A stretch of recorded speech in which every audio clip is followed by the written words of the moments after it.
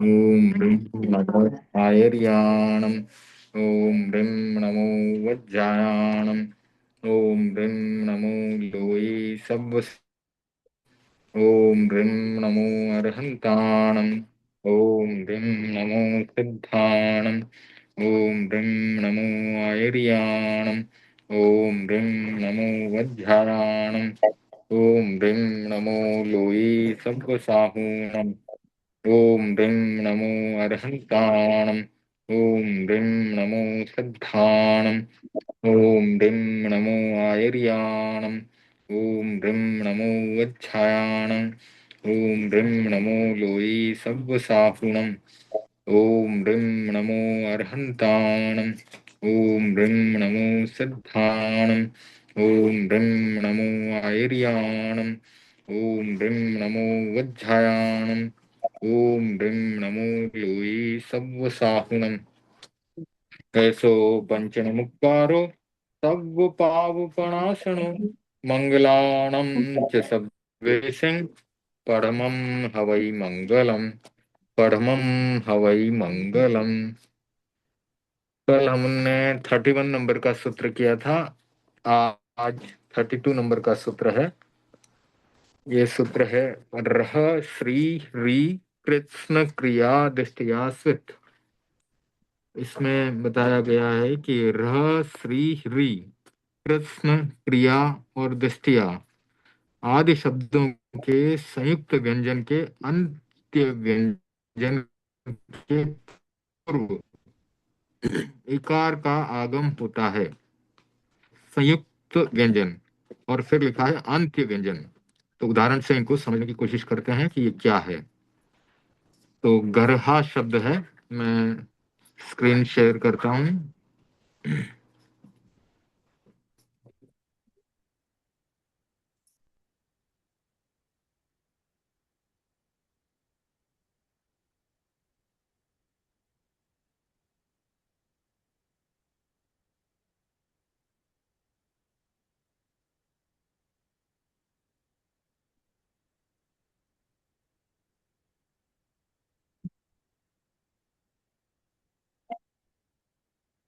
गरहा तो इसका वर्णों को अलग अलग किया। हलंत ग प्लस अ प्लस हलंत र प्लस ह हलंत प्लस आ। तो इसमें जो रह शब्द है संयुक्त है। गरहा का हलंत र और हलंत अ संयुक्त है। इस संयुक्त अक्षर में अंतिम जो व्यंजन है वो हलंत ह है। तो इस हलंत ह के पहले ई इकार का आगम होगा। तो इस सूत्र से र श्री ह्री कृष्ण क्रिया दिष्टया स्विच सूत्र से हलंत ग प्लस अ हलंत र प्लस ई आ गया। तो हलंत र और हलंत ह इन दोनों के बीच में ई आया है। जो अंतिम व्यंजन अंत्य व्यंजन ह हलंत था उसके पहले ई का आगम हो गया और अंत में आ है। अब इन सबको जोड़ दिया। इसको स्वरहीन जो भी यहाँ पे वर्ण है वो सब जुड़ जाएंगे। तो गरिहा शब्द बन जाएगा। तो गरहा का प्राकृत में गरिहा रूप सिद्ध होता है। फिर अगला शब्द है श्री। तो श्री में उसके वर्णों को अलग अलग किया। तो हलंत श आता है तालव्य श प्लस हलंत र आता है और प्लस दीर्घ ई आता है। तो इसमें सबसे पहले श शोह सह लगाया। तो तालव्य श का दंती श बन गया। तालव्य श से दंती स बन गया। तो हलंत स प्लस हलंत र प्लस दीर्घ ई। फिर इसमें यही सूत्र वापस लगाया 32 नंबर का रह श्री ह्री कृष्ण क्रिया दृष्ट या सिद्ध। तो ये सूत्र लगाने से जो हलंत स और हलंत र ये संयुक्त थे इसका अंतिम व्यंजन हलंत र है उसके पहले ई का आगम हो गया। इसलिए हलंत स प्लस ई प्लस हलंत र प्लस ई। इन सबको जोड़ दिया तो सिरी शब्द बन गया प्राकृत का। तो श्री का प्राकृत में सिरी होता है, लक्ष्मी या संपत्ति।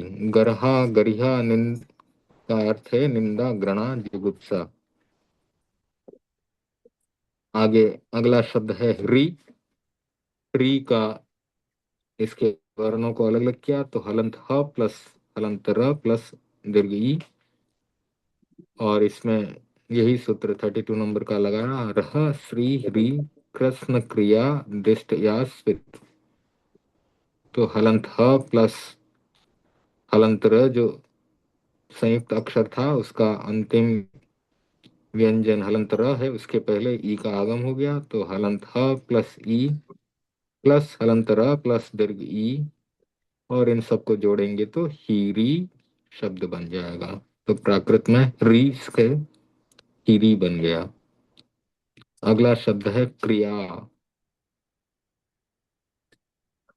क्रिया के वर्णों को अलग अलग किया तो हलंत क प्लस हलंत र प्लस ई प्लस हलंत य प्लस आ। तो यहाँ इस य का सबसे पहले लोप कर दिया, कवचय तदपय वाम प्रायो लुक से। तो हलंत क प्लस हलंत र प्लस ई प्लस आ। अब इसमें ये सूत्र लगाया 32 नंबर वाला तो रह श्री ह्री कृष्ण क्रिया दिष्ट या स्वित। तो इस सूत्र से जो हलंत क प्लस हलंत र संयुक्त अक्षर था उसमें अंतिम व्यंजन हलंत र है, उसके पहले ई का आगम हो गया। तो हलंत क प्लस ई प्लस हलंत र प्लस ई प्लस आ। इन सबको जोड़ दिया तो की री या ये शब्द बन गया क्रिया का क्रिया। एक प्रश्न था मेरा, ये आ वर्ड है, उसका हाँ। हमने विद्वान में ओ बनाया, और हम्म। यहाँ तो नहीं, यहाँ नहीं बनाया हमने ओ उसका। नहीं नहीं, वो विद्वान का भी कैसे बना है वो मुझे पूरा अभी स्टडी करके आपको बताना है। तो अच्छा ठीक। हाँ हाँ, हम्म। विद्वान का विद्या उन्होंने कैसे बनाया वो अभी, हम्म, हाँ उसके बारे में थोड़ा और पढ़ाई करना है। क्योंकि ठीक। उसमें विजान विजान और विज ये दो रूप भी और बने। तो कुल तीन रूप बने हैं तो उसका पूरा मुझे डिटेल निकालना है। तो ठीक है, आगे चलते हैं। फलम। वैसे विद्वान जो है वो पुल्लिंग है और ये क्रिया जो है ये स्त्रीलिंग में आता है, तो दोनों में फर्क है वो। अच्छा। हाँ, और भी डिटेल उसका और बाद में करेंगे। फलम। हम्म। फलम नपुंसक लिंग का शब्द है और इसमें प्रथमा और द्वितीय विभक्ति इसमें दोनों में सेम रहती है। तो फलम का वर्ण विन्यास करके वर्णों को अलग अलग लिखा तो हलंत फ प्लस अ प्लस हलंत ल प्लस अ प्लस हलंत म। तो अब इसमें हलंत म जो है उसको अनुस्वार बना दिया गया मोनुस्वार से। तो मोनुस्वार से ये अनुस्वार बन करके फलम बन गया। तो जो हलंत म था प्राकृत में उसका अनुस्वार बन गया। प्राकृत में वैसे भी अंत में हलंत व्यंजन नहीं पाया जाता है। अब आगे है वृक्षम। वृक्षम इसका इसके वर्णों को अलग अलग किया तो हलंत व प्लस री प्लस हलंत क प्लस हलंत श प्लस अ प्लस हलंत म। इसमें रितोत सूत्र लगा सबसे पहले तो री का अ बन गया, हलंत व प्लस अ प्लस हलंत क प्लस हलंत श प्लस अ प्लस हलंत म।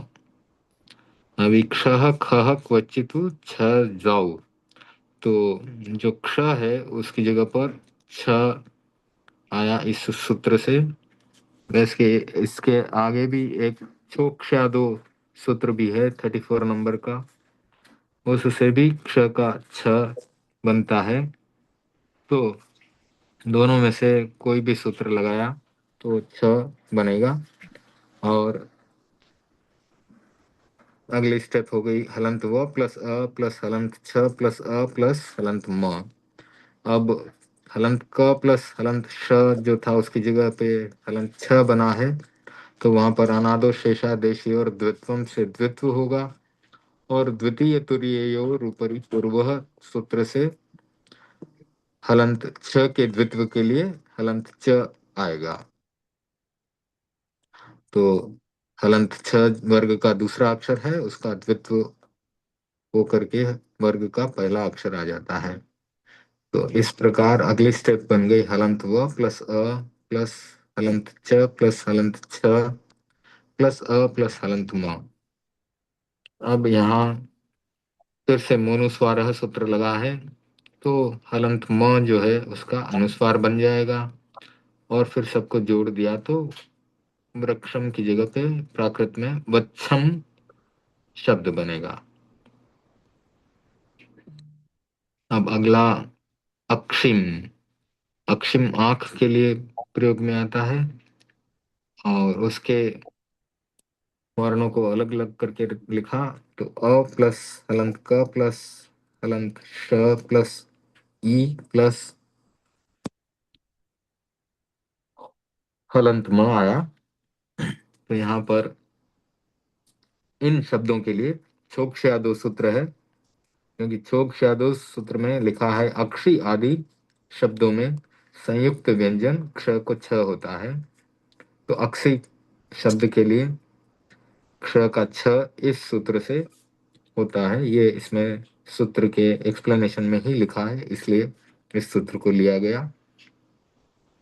तो छोक दो सूत्र से क्ष की जगह पे हलंत छ आया है। अ प्लस हलंत छ प्लस ई प्लस हलंत म। अब क्ष जो था संयुक्त अक्षर, हलंत क प्लस हलंत श की जगह हलंत छ आया, तो अनादो शेषया अनादो अनादौ शेषादेशी और द्वित्वम से उसका द्वित्व होगा, और द्वितीय तुरीयोर ऊपरी पूर्व से द्वित्व होने के बाद उसमें हलंत च एक्स्ट्रा जुड़ेगा। तो अगली स्टेप में आ गया अ प्लस हलंत च प्लस हलंत छ प्लस ई प्लस हलंत म। अब हलंत म का मोनुस्वार सूत्र से अनुस्वार बनेगा, और फिर सबको जोड़ देंगे तो अच्छिम शब्द प्राकृत में बनेगा, अक्षिम के लिए, जो आंख के लिए प्रयुक्त होता है। अगला है कक्षः। कक्ष काख के लिए प्रयोग में आता है संस्कृत में। इसके वर्णों को अलग अलग करके लिखा। तो हलंत क प्लस अ प्लस हलंत क प्लस हलंत श प्लस अह। अब यहाँ पर भी क्ष के लिए क्षोक्षादो सूत्र लगा। क्षोक्षादो सूत्र से क्ष की जगह पे छ आ गया हलंत, तो हलंत क प्लस अ प्लस हलंत छ प्लस अह। अब यहाँ पर भी फिर से अनादो शेषादेशी और द्वित्वम और द्वितीय तुरीयोर ऊपरी पूर्व दोनों सूत्र लगे। तो द्वित्व के लिए हलंत छ के साथ उसके आगे हलंत च आ गया, तो हलंत क प्लस अ प्लस हलंत च प्लस हलंत छ प्लस अह। अब अतः सिरडो लगा। अतः सिरडोह से विसर्ग का ओ बन गया, अह की जगह पर ओ आ गया। अब इन सबको जोड़ देने पर कच्छो शब्द बन गया। प्राकृत में कक्षः से कच्छो शब्द बना, और ये काख के लिए प्रयोग में आता है। तो आज का ये शब्द सिद्धि का संपन्न होता है। और अब जो 20वां अध्ययन अनाथी मुनि का कर रहे थे, कराते हैं।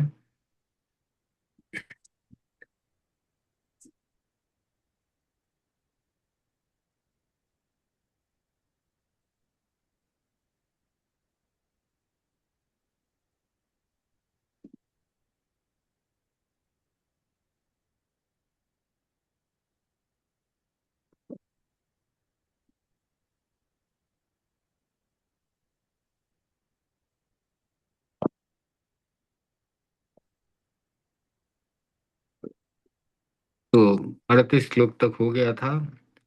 और 39वां श्लोक कर रहे थे, वो भी हो गया था। 40वां श्लोक। औतया जस् न अधिकाई इरियाए भाषाए तहेषणाय आयाण निखे व दुगुंक्षणाय न वीर जायम अणुजाई मग्गम। तो औतया संस्कृत में आयुक्तता, इसको जागरूकता के लिए प्रयोग में लिया गया है। युक्त, युक्त होने का अर्थ है सही होना, और आयुक्तता यानी सही तरीके से करना या जागरूकता से करना। तो आउत्तया जस न अधिकाई, जस संस्कृत में यश्य, तो षष्ठी विभक्ति है। नास्ति कापि इरियायाम भाषायाम तथेश अणायाम, यानी इरिया समिति, भाषा समिति, एषणा समिति। इरिया समिति यानी चलने के लिए जो जागरूकता रखी जाती है, भाषा समिति यानी जागरूकता रखी जाती है, एषणा समिति यानी गोचरी आदि में एषणा जो की जाती है उसमें जागरूकता। फिर आगे आयान निक्षे यानी आदान निक्षेप जो होता है, आदान निक्षेप यानी जो पात्र आदि यूज उपयोग में आते हैं उनको रखने में कोई जागरूकता रखी जाती है। और अंतिम है आयान निक्षेप व दुगुंक्षणाय। दुगुंक्षणाय उच्चार प्रश्रवण के लिए यहाँ पर शब्द आया है। तो ये आयान निक्षेप दुगुंक्षणाय, तो आदान निक्षेप जुगुप्सनायाम। जुगुप्सा यानी जुगुप्सित कार्य जो है वो उच्चार प्रश्रवण की परिस्थापना में सावधानी बरतना, जागरूकता बरतना। न वीर जायम अनुजाई मग्गम। वीर जायम यानी जिस मार्ग पर वीर ये चलते हैं उस मार्ग का अनुगमन नहीं कर सकता। जिस पुर तो जो व्यक्ति, जो साधु इरिया, भाषा, ऐषणा, आदान निक्षेप और उच्चार प्रश्रवण की परिस्थापना में सावधानी नहीं बरतते, वह उस मार्ग का अनुगमन नहीं कर सकते जिस पर वीर पुरुष चले हैं, या भगवान महावीर के मार्ग के लिए भी कहा जा सकता है। तो इसका विशेष अर्थ जो है पीछे वृत्ति में दिया है कि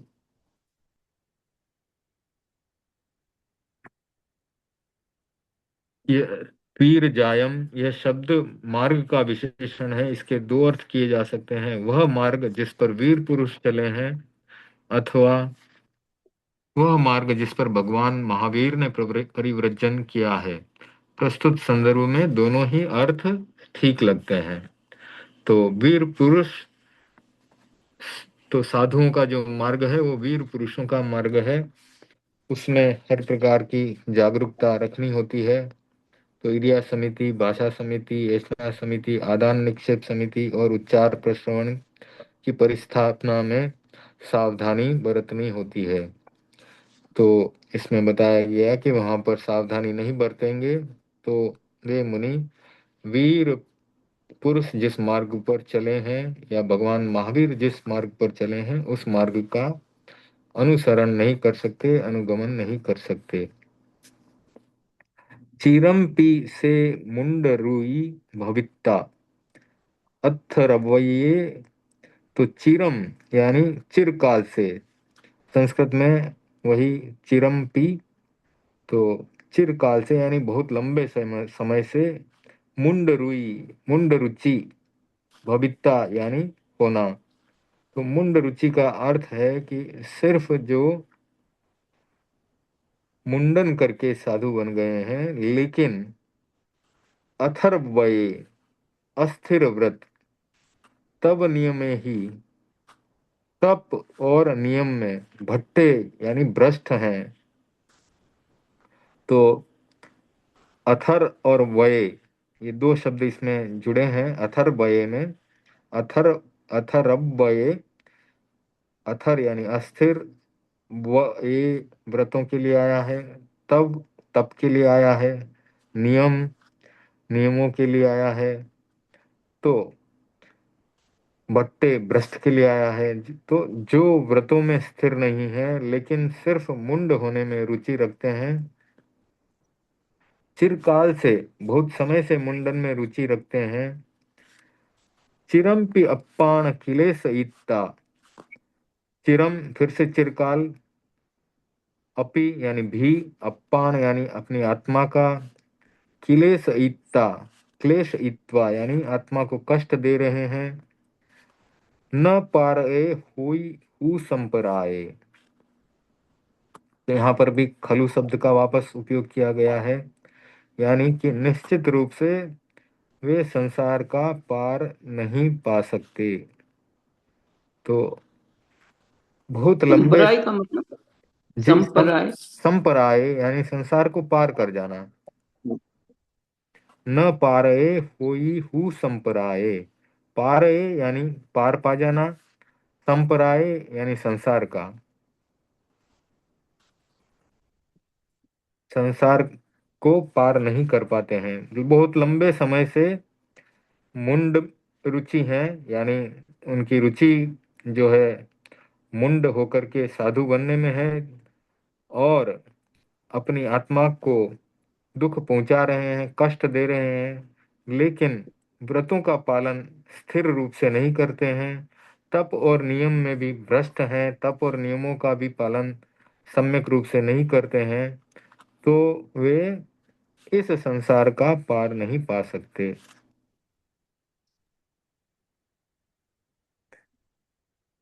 पोल्ले व मुट्ठी जह से असारे, अयंतिये कूड़ कहावणे वा, राढ़ामणि वेरुलियप्पगासे, अमहग्गए हुई य जान ऐसु।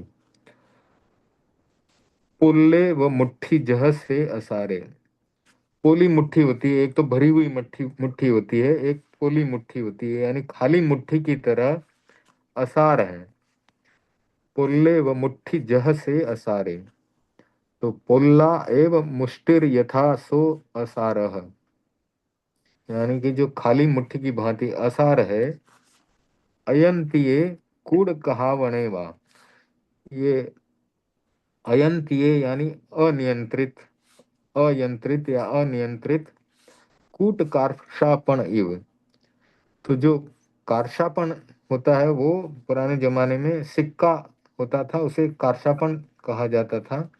कूट यानी जो खोटा है, कूट तोल माप अपने प्रतिक्रमण में शब्द आता है ना, कूट तोल माप यानी खोटा तोल माप करना, इसी प्रकार से यहाँ कूट कार्षापण शब्द आया है, यानी खोटा सिक्का जो है उसकी तरह अनियंत्रित या अयंत्रित है।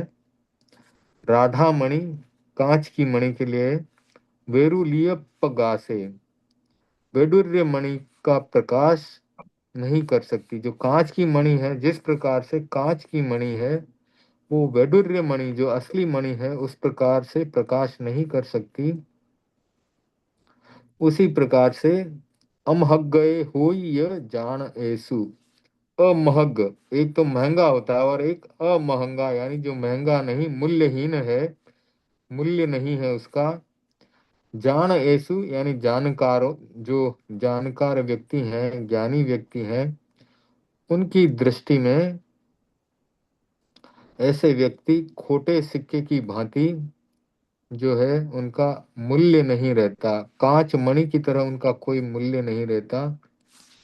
कांच मणि होते हुए भी जो वैडूर्य मणि की तरह चमकने की कोशिश करते हैं, वे पोली मुट्ठी यानी जिसकी मुट्ठी में कुछ भी नहीं है, असार है, खोटे सिक्के की भांति है, मुद्रा रहित है, उस प्रकार से वे मूल्यहीन जाने जाते हैं, उनका मूल्य नहीं रहता।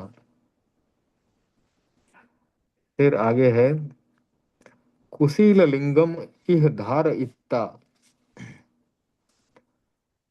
इसी जयम जीवी बुह इत्ता।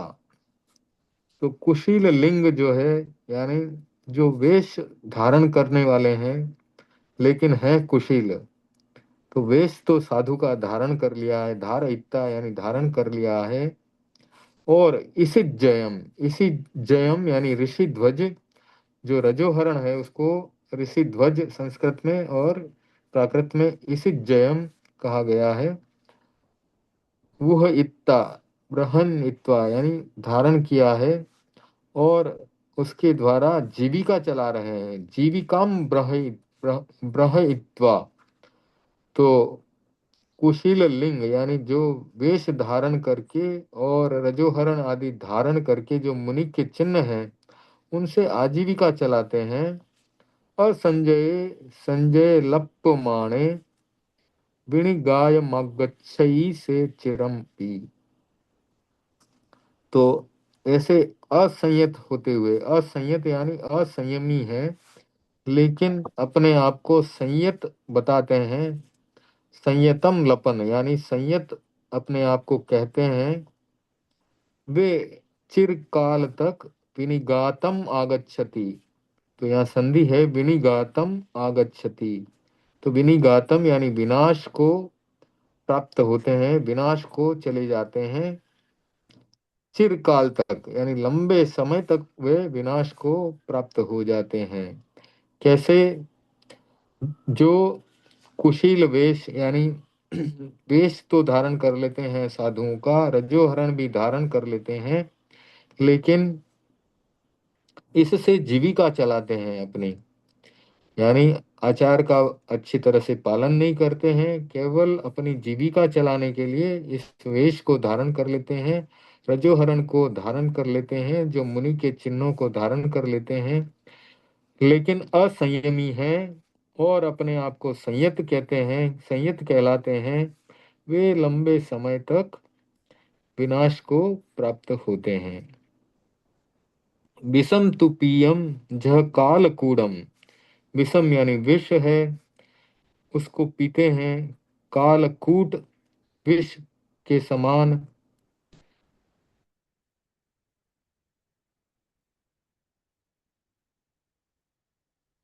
जह कुग्गहियम, तो जो शस्त्र है उसको अगर गलत तरीके से पकड़ा है, कुग्गहियम यानी कुग्रहितम, ग्रहितम यानी पकड़ना, ग्रहण करना, कुग्रहितम यानी गलत तरीके से पकड़ना, हणाई यानी हंती यानी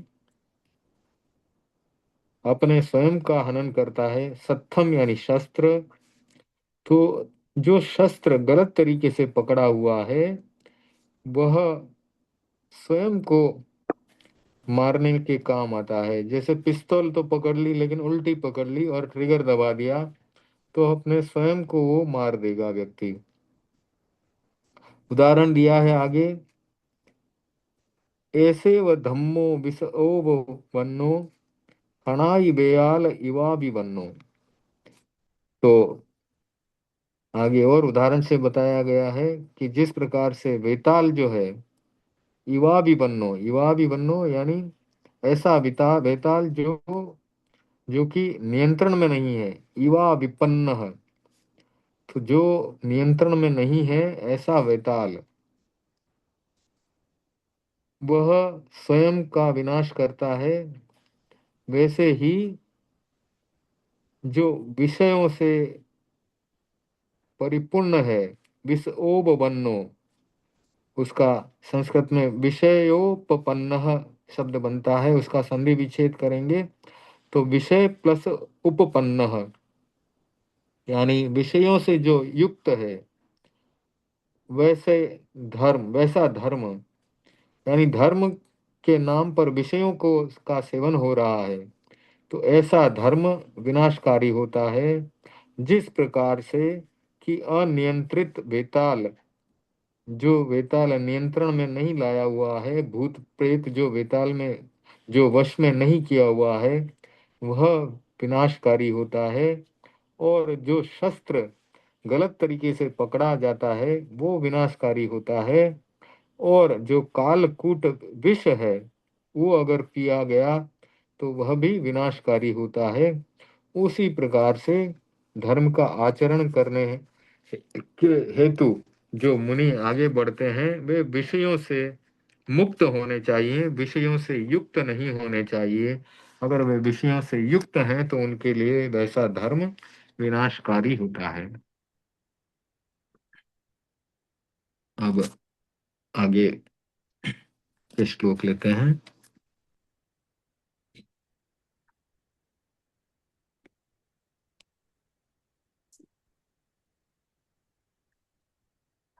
जे लक्षणम सुविण पौंज माणे, तो यो लक्षणम स्वप्नम प्रयुंजानः।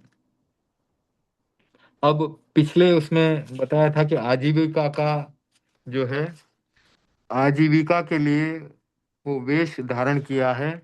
तो आजीविका किस प्रकार से चलाते हैं वो इसमें बताया गया है कि जो लक्षण शास्त्र, यानी कि किसी व्यक्ति के लक्षणों को देख करके उसके बारे में ज्ञान देना, सुविण यानी स्वप्नम, स्वप्न शास्त्र का प्रयोग करना, प्रयुंजाना यानी प्रयोग करना। तो जो लक्षण शास्त्र का और स्वप्न शास्त्र का प्रयोग करते हैं आजीविका के लिए, आजीविका चलाने के लिए, फिर निमित्त और फिर कौहल संपगाड़े, यानी निमित्त यानी निमित्त शास्त्र। उत- अपने भगवान महावीर का एक घटनाक्रम भी आता है कि जो उत्पल नाम का नैमित्तज्ञ था, उसने भगवान के स्वप्नों का अर्थ बताया था। तो ये निमित्त शास्त्र भी एक बड़ा शास्त्र है। और फिर कौहल, कौतुक कार्य, संपगाढ़े यानी संप्रगाढ़, यानी उसमें आसक्त है। कौतुक कार्य क्या होता है कि जो एक तरह से संतान आदि प्राप्त करने के लिए किस प्रकार से जो स्नान आदि करना चाहिए महिलाओं को, उसका कौतुक कार्य, उसे कौतुक कार्य कहा जाता है। तो इन सब में जो आसक्त हैं, कुहेड़ विद्या सवदार जीवी, कुहेट विद्या आश्रव, तो यहाँ पर भी अब संधि विच्छेद है। कुहेट प्लस विद्या प्लस आश्रव प्लस द्वार और जीवी। तो जो कौतुक आदि कार्य में आसक्त हैं, कुहेट विद्या यानी मिथ्या आश्चर्य उत्पन्न करने वाले ऐसी विद्याओं के द्वारा आश्रव द्वार से जीविका चला रहे हैं, न गच्छई शरणम तम्मि काले, तो वे अंतिम समय में शरण को प्राप्त नहीं होते, यानी उनकी गति अच्छी नहीं होती। तो कुहेट विद्या के लिए फिर से आचार्य श्री महाप्रज्ञ जी ने उसको एक्सप्लेन किया है और उसमें लिखा है कि संतान प्राप्ति के लिए विशेष द्रव्यों से मिश्रित जल से स्नान आदि करने को कौतुक कहा जाता है। और कुहेड़ विद्या मिथ्या आश्चर्य प्रस्तुत करने वाली मंत्र तंत्रात्मक विद्या को कुहेटक विद्या कहा जाता है। दूसरे शब्दों में इसे इंद्रजाल कहा जा सकता है। फिर जो एक शब्द आया विषओबवन्नो, यानी विषयों से युक्त। शब्द रूप रस गंध और स्पर्श ये विषय हैं। इन विषयों के साथ जुड़ा हुआ धर्म तारक नहीं मारक होता है। तो विषयों से दूर रहना, ये हमारा धर्म बताता है कि हमारा धर्म विषयों में ग्रहित नहीं होना है, विषयों से जितना हो सके दूर रहना है, उनमें आसक्ति नहीं रखनी है। फिर जो युवा भी बन्नो, उसके लिए संस्कृत में अविपन्न शब्द आया, उसका अर्थ है अनियंत्रित या अबाधित। जो वेताल मंत्रों से नियंत्रित या किलित होता है वही हित साध सकता है, और अगर वह अनियंत्रित होता है तो वह विनाश का हेतु बनता है। और फिर कुशील लिंगम, इसके लिए बताया है कुशील वेश, वृत्तिकार ने बताया है कि कुशील लिंग को एक शब्द मानकर उसका अर्थ पार्श्वस्थ आदि शिथिलाचारी साधुओं का वेश किया है, किंतु कुशील का कोई अपना स्वतंत्र वेश यहाँ विवक्षित नहीं है। इसका प्रतिपाद्य यह है कि कुशील होते हुए भी जो मुनि का वेश धारण करता है, इसलिए कुशील को प्रथमा विभक्ति रहित पद मानकर इसका अर्थ किया जाए तो प्रतिपाद्य समीचीन रूप से घटित होता है। तो कुशील वेश का अर्थ यहाँ यही किया गया कि शिथिलाचारी साधुओं का वेश, कुशील होते हुए भी जो मुनि का वेश धारण करते हैं उसके लिए। अब आगे, तमंत मेणेव उसे असीले सया दूही विप्पर्या सुवेई। तो तमस्त तमस्तम सैव, वह शील रहित साधु अपने तीव्र अज्ञान से सतत दुखी होकर विपर्यास को प्राप्त हो जाता है। तो तमंत मेणेव, उसका तमस्त तमस्तम असेव, इस प्रकार से संधि विच्छेद होगा, तमस्तम असेव। तो यहाँ तम का अर्थ अंधकार भी होता है और अज्ञान भी होता है। तो यहाँ अज्ञान अर्थ लिया गया है। तो तमन तमेणेव उसे असीले, तो असीले यानी अशीलह, यानी शील रहित, शीलह और अशीलह, तो आगे लग गया तो विपरीत अर्थ बन गया। तो अशीलह जो शील रहित है, वह अपने तीव्र ज्ञान से सया दुही विपर्या सुवेई, तो विपर्यासमुपैति, तो यहाँ पर संधि विच्छेद करेंगे तो विपर्यासम उपैति, यानी विपर्यास को प्राप्त होगा, उपैति यानी प्राप्त होगा। तो वो सदा दुखी होकर के विपर्यास को प्राप्त हो जाता है। कौन? जो अशील है, शील रहित साधु है, और वह अपने अज्ञान के कारण, तमस्तम असैव, तो अपने अज्ञान के, असैव का मतलब? हाँ जी, असैव का मतलब? जो अज्ञान का सेवन कर रहा है और हम्म।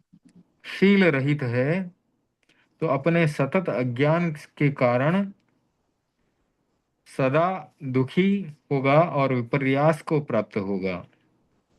तो विपर्यास के लिए यहाँ पर बताया गया है कि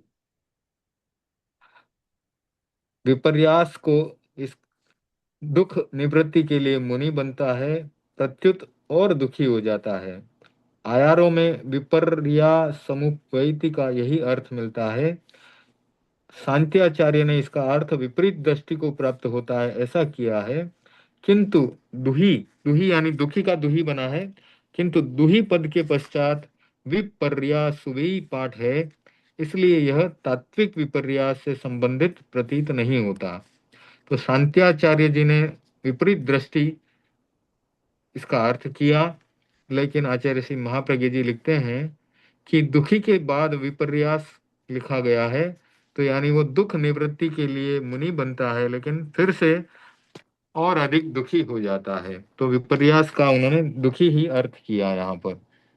तो दुखी सुखी बनने के लिए मुनि बनता है, लेकिन वो सदा दुखी होता है और विपर्यास को प्राप्त होता है, यानी और ज्यादा दुख को प्राप्त हो जाता है।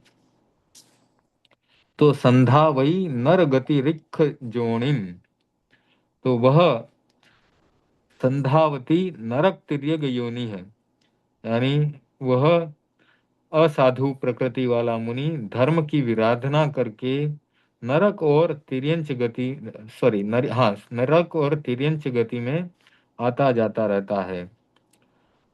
मोणम विराहेतु असाहुरुवे, असाहु यानी असाधु, रूवे यानी रूप, तो असाधु रूप में विराहेतु यानी विराधना करके, मौनम यानी मुनि धर्म की विराधना करके, मौनम, मुनि जो है मौन जो करते हैं उनको मुनि कहा गया। तो मुनि धर्म की विराधना करके जो असाधु प्रकृति वाला है लेकिन साधु रूप धारण करता है, वह नरक और तिर्यंच योनि को प्राप्त होता है। संधा वही, यानी उस नरक और तिर्यंच योनि को प्राप्त करता है, उसमें आता जाता रहता है। फिर है उद्देश्यम कियगड़म नियागम न मुंचई किंच अणे सणिज्जम। तो अब इसका मतलब क्या होता है? उद्देश्यम यानी औद्देशिकम। औद्देशिक का अर्थ है कि साधु संतों के उद्देश्य को ध्यान में रखते हुए बनाया गया आहार। फिर है कीय गड़म यानी क्रीत कृतम, यानी साधुओं के लिए क्रीत यानी खरीदा हुआ ऐसा आहार। फिर आया निग्याग्र, निग्याग्रम यानी नित्याग्र, यानी नित्य रूप से दिया जाने वाला आहार। न मुंचई किंच अणे सणिज्जम, किंच यानी किंचित भी, अणेषणिज्जम यानी जो अनएषणीय है, यानी जो नहीं लिया जा सकता। ऐषणा करना यानी मांग कर साधु जो आहार लेता है, तो अनैषणीय यानी जो नहीं लिया जा सकता, नहीं ग्रहण किया जा सकता। तो न मुंचई यानी नहीं छोड़ता है किंचित भी अनैषणीय आहार। तो ये औदेशिक, कृतकृत और नित्याग्र, ये आहार जो है अनैषणीय है, यानी साधु के द्वारा ग्रहण करने योग्य नहीं है। तो औद्देशिक यानी साधु के लक्ष्य को, उद्देश्य को ध्यान में रखकर बनाया गया आहार, किए गड़म यानी साधु के लिए खरीदा हुआ आहार, और नित्याग्र यानी जो रोज हम दान रोज नहीं देते हैं, साधु भी आते हैं तो एक दिन छोड़ करके एक दिन गोचरी के लिए पधारते हैं, तो नित्याग्र यानी नित्य रूप से दिया जाने वाला ऐसा अनेषणीय आहार। और इस प्रकार से कुछ भी अनेषणीय जो नहीं छोड़ता, वह अग्नि विवा सब भक्षी भविता। अग्नि विवा यानी अग्निरिव यानी अग्नि के समान, सब भक्षी सर्वभक्षी होता है, भूतवा यानी होता है। अग्नि क्या करती है? अपने आसपास जो भी वस्तु उसको प्राप्त हुई उसको सभी को जला देती है। तो इसका उदाहरण दिया गया कि अग्नि के समान जो सर्वभक्षी बन जाता है, यो चुओ गच्छई कट्टु पावम। तो इतश्च्युतो यानी वह च्युत होकर के, गच्छति जाता है, कृत्वा पापम अपने पापों के कारण दुर्गति में जाता है। यो चुओ गच्छई कट्टु पावम यानी इस प्रकार के पापों को करने के कारण वह अच्छी गति को प्राप्त नहीं करता, मर करके दुर्गति में जाता है।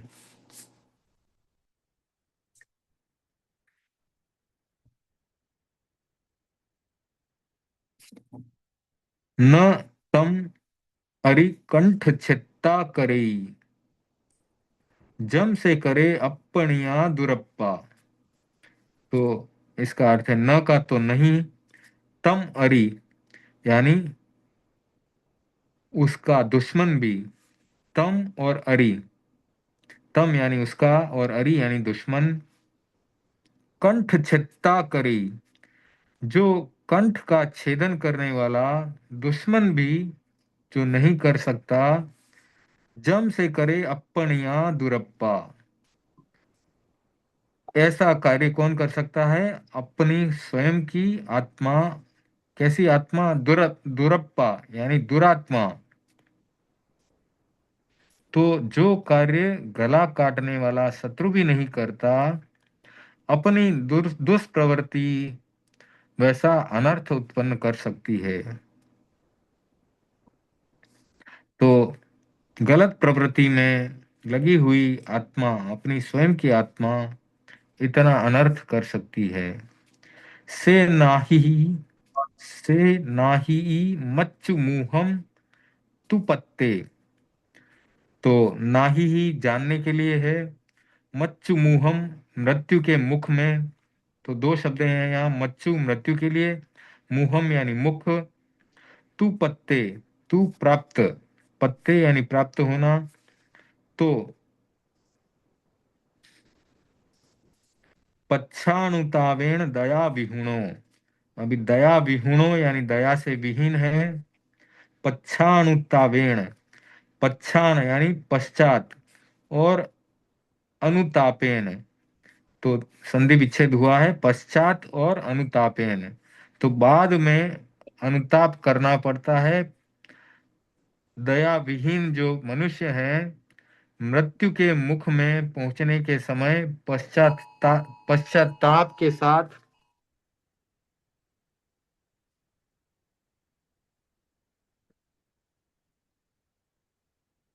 एक मिनट, कुछ अलर्ट सा आया था। हाँ, तो दुष्प्रवृत्ति करने वाला दया विहीन मनुष्य मृत्यु के मुख में पहुंचने के समय पश्चाताप के साथ इस तथ्य को जान जाता है। तो इसमें बताया गया कि जो दुश्मन कंठ का छेदन करे, वैसा शत्रु भी, गला काटने वाला शत्रु भी, जो आत्मा अपनी दुष्प्रवृत्ति से अनर्थ करती है, वह अनर्थ गला काटने वाला शत्रु भी नहीं करता। और दया विहीन जो मनुष्य है, वह मृत्यु के मुंह में पहुंचने के समय पश्चाताप करेगा और इस तथ्य को जान जाएगा।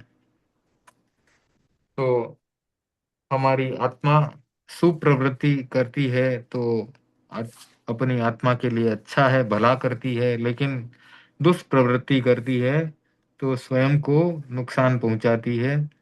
और मृत्यु के मुख में जब व्यक्ति पहुंचता है तो उसे पश्चाताप के साथ इस बात का पता चलता है कि मैंने अपनी आत्मा को सुप्रवृत्ति में क्यों नहीं लगाया, दुष्प्रवृत्ति में क्यों लगाया। निरठिया नग्गरुई उ तस्स जे उत्तमठम विभज्जा समेयी।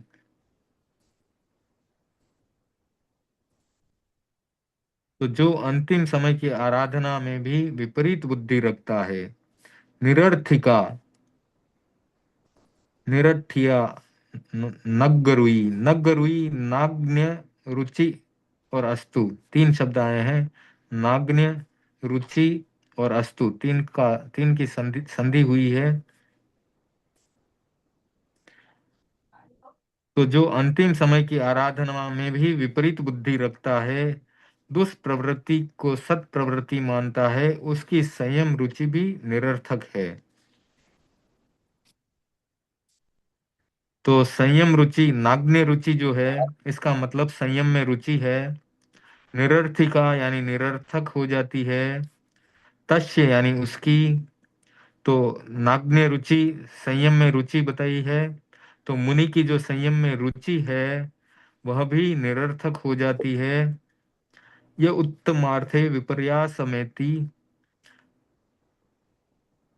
तो जो अंतिम समय की आराधना में भी विपरीत बुद्धि रखता है। तो आगे पढ़ते हैं, इमे विसे नत्थि परे विलोए, अयम अपि तस्य नास्ति परोपि लोकः, दुहो वि से जिज्जयि तत्थ लोए, द्वयोपि स क्षीयते तत्र लोकः।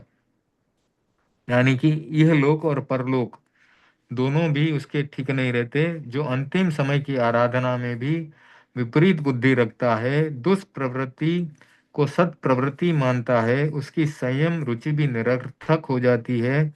इसके लिए यह लोक भी नहीं है, परलोक भी नहीं है। वह दोनों लोकों से भ्रष्ट होकर दोनों लोकों के प्रयोजन की पूर्ति न कर सकने के कारण चिंता से छीज जाता है। तो अब यहाँ पर देखते हैं, ये क्षीयते अर्थ आया जिज्जयी के लिए, संस्कृत में क्षीयते आया। इसका अर्थ है छीज जाता है। दुह ओ बी से जिज्जई तत्थ लोए, इमे बी से नत्थी परे बिलोए, अयम अपि तस्य नास्ति परो अपि लोकः। अयम यानी यह लोक भी नहीं है उसके लिए, तस्य नास्ति यानी उसके लिए नहीं है, परो अपि लोकः, परो यानी दूसरा परलोक भी उसके लिए नहीं है। दोनों ही लोक उसके लिए, दोनों लोकों के प्रियते तत्र लोकः, तो दोनों ही लोकों की पूर्ति, दोनों ही लोगों के प्रयोजन की वह पूर्ति नहीं कर पाता है। और क्षीयते यानी वो छीजता है। इस प्रकार से बताया गया कि अंतिम समय की आराधना में भी जो विपरीत बुद्धि रखता है, उसके संयम में रुचि, नाग्न में रुचि है, फिर भी वो निरर्थक हो जाती है। यह उत्तमार्थे विपर्यास में थी, तो वह विपर्यास यानी दुख को प्राप्त करता है, विपरीत बुद्धि रखने के कारण। अंतिम समय की आराधना में भी विपरीत बुद्धि रखने के कारण जो दुष्प्रवृत्ति को भी सत प्रवृत्ति मानता है, उसकी संयम रुचि निरर्थक हो जाती है। अब आगे है, एमे वहा छंद कुशील रूपे, तो एवमेव यथा छ, यथा छंद कुशील रूप, तो एमेव, एमे वहा छंद कुशील रूपे, तो इस प्रकार स्वच्छंद भाव, यथा छंद यानी स्वच्छंद भाव से विहार करने वाला और कुशील रूप, जो कुशील साधु है, मग्गम विराह हेतु जिणुत्तमाणम, मग्गम यानी जो मार्ग है, विराह हेतु विराध्य, जिणु जिणुत्तमाणम, जिन और फिर उत्तमानम, तो जिनोत्तम भगवान के मार्ग की विराधना कर, तो मार्ग की विराधना कर रहा है। मग्गम विराहेतु यानी मार्ग की विराधना कर रहा है। किस मार्ग की? जिण और उत्तमानम, यानी जिन भगवान के द्वारा प्ररूपित उत्तम मार्ग की विराधना कर रहा है। कैसे कर रहा है? यथाच्छंद, स्वच्छंद भाव से विहार करने वाला और कुशील साधु है वह, जिन भगवान के उत्तम मार्ग की विराधना कर रहा है। कुररी विवाह भोग रसाणु गिद्धा, निरथ सोया परियाव में, तो परियाव में यानी परिताप में थी, परिताप को प्राप्त होता है।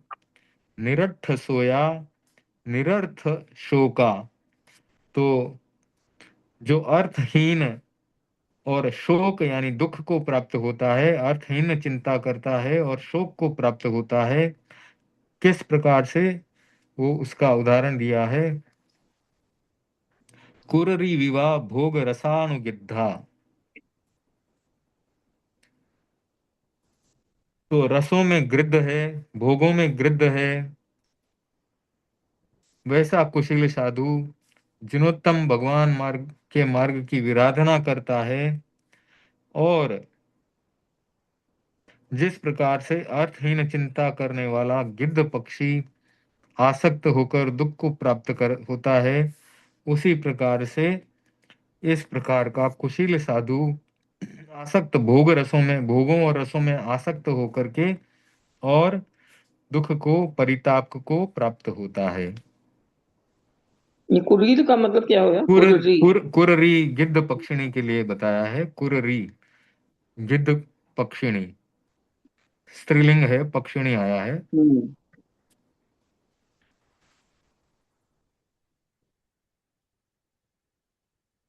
त्वच्चाण मेहावी सुभाषियम इमम, मेहावी मेधावी के लिए प्रयोग में आया है। सोच्चाण यानी श्रुत्वा, श्रुत के, श्रुत को सुनने वाले, ज्ञान से युक्त है। मेधावी सुभाषियम, सुभाषितम इदम, तो मेधावी पुरुष इस सुभाषित, अनुशासनम नाण गुणोपवेगम, तो नान गुणोपवेयम, तो इसमें भी तीन शब्द आ गए हैं, ज्ञान, गुण और उपेतम। अनुशासनम, ज्ञान गुणो, ज्ञान गुण उपेतम। और फिर मग्गम कुशीलान जहाय सब्बम, मार्ग कुशिल, कुशिलानाम जहाय सब्बम हित्वा सर्वम महानियंठाण, महानियंठाण, यानी महानिर्ग्रंथ जो हैं, वये पहेण ब्रजेत पथा। तो पहेण यानी पथ, जो पथ महान पुरुषों का है, महान निर्ग्रंथों का है। वये यानी ब्रजेत यानी उस पर चलते हैं। तो मेधावी पुरुष इस सुभाषित ज्ञान गुण से युक्त अनुशासन को सुनकर कुशील व्यक्तियों के सारे मार्ग को छोड़कर महानिर्ग्रंथ के मार्ग से चले। तो सोच्चाण यानी श्रुत्वा, मेहावी यानी मेधावी, सुभाषियम यानी इस सुभाषित। तो श्रुत्वा यानी इस सुभाषित को सुनकर, मेधावी जो पुरुष हैं वे ज्ञान और गुण से युक्त अनुशासन को मानते हैं। ये और सुनकर किसका वर्ड आया, मीनिंग आया सुनकर? श्रुत्वा, श्रुत्वा, श्रुत्वा, रुतवा। श्रुत्वा, हाँ, श्रुत्वा यानी सुनकर। ओ, फिर से कोई अलर्ट है?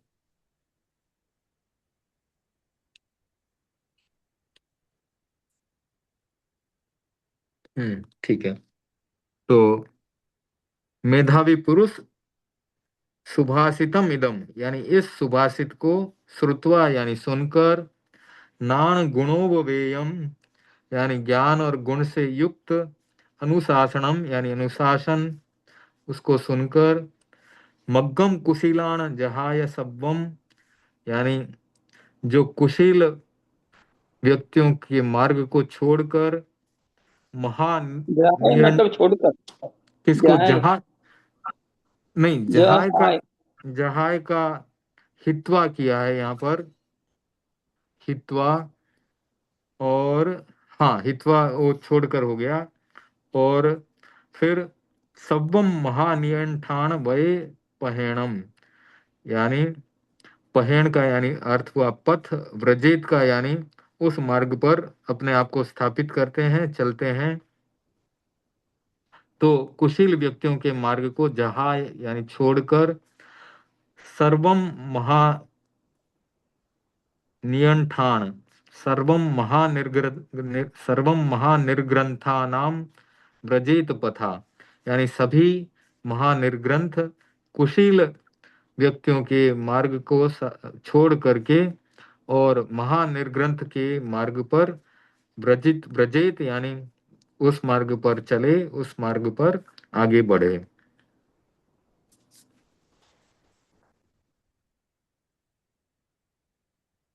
फिर आया चरित माया, चरित मायार गुण, गुणन्निये तो चरित्रम और फिर आयार, तो इसमें भी संधि है। चरित्रम, चरितम आयार गुणन्निये। तो संस्कृत में आया चरित्र और फिर आचार, फिर गुणान्वित, फिर गुणान्वित तस्तथा। अच्छा, तो ओके, तो चरित्र, आचार, गुण, फिर अन्वित और ततः। एम्बर अलर्ट, यहाँ पर कोई तूफान की सूचना दे रहे हैं तो बार बार अलर्ट भेज रहे हैं। तो हाँ, तो ये है कि फिर चरित्र के आचरण, चरित्र आचार, गुण और फिर अन्वित और फिर ततः। तो गुण, गुण अन्वित, फिर ततः। तो चरित्र के आचरण और ज्ञान आदि गुणों से अनुत्तरम संयम पालियाणम, अनुत्तर संयम का पालन करने, और निरासवे शंख वियाणम, निरासवे यानी निराश्रव, संक्षपय शंख वियाण कम्मम, उवेठाणम व्यूलुत्तमम ध्रुवम। व्यूल और उत्तमम ये संधि है इसमें, तो विपुल और उत्तम, ध्रुवम यानी ध्रुवम, ध्रुवम यानी जो जो स्थान ध्रुव है वो मोक्ष है।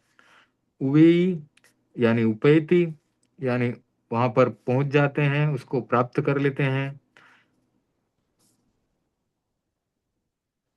तो फिर तो चरित्र के आचरण और ज्ञान आदि गुणों से संपन्न निर्ग्रंथ अनुत्तर संयम का पालन कर कर्मों का क्षय कर निराश्रव होता है, और वह विपुल उत्तम शाश्वत मोक्ष में चला जाता है।